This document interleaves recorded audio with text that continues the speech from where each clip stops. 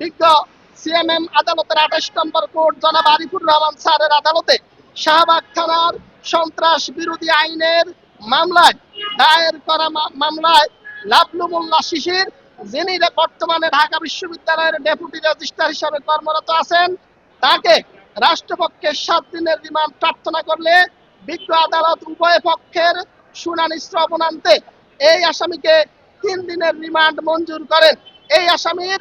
আরো পরিচয় আছে। তিনি ছাত্র জীবনে ছাত্রলীগের সক্রিয় কর্মী এবং নেতা ছিলেন। ঢাকা বিশ্ববিদ্যালয়ের মাস্টারদা সূর্য সেন হল শাখা ছাত্রলীগের সাবেক সভাপতি এবং ছাত্রলীগ কেন্দ্রীয় সংসদের সাবেক সহসভাপতি এই লাবলু মোল্লা শিশির মূলত ফ্যাসিস্ট আওয়ামী লীগের অত্যন্ত ঘনিষ্ঠ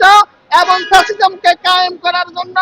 ঢাকা বিশ্ববিদ্যালয়ের আশেপাশে এবং ঢাকা বিশ্ববিদ্যালয়ের ক্যাম্পাসে বিভিন্ন কর্মকাণ্ডে নিষিদ্ধ ঘোষিত ছাত্রলীগের সন্ত্রাসী কর্মকাণ্ডের সাথে তিনি নিজে সম্পৃক্ত এবং তিনি এই ঘটনাগুলার উস্কানিদাতা, তাদের অর্থ যোগানদাতা, তাদেরকে আশ্রয়দাতা হিসাবে তাকে তার এই মামলার তদন্তে তার নাম এসেছে বিদায় তাকে রাষ্ট্রপক্ষ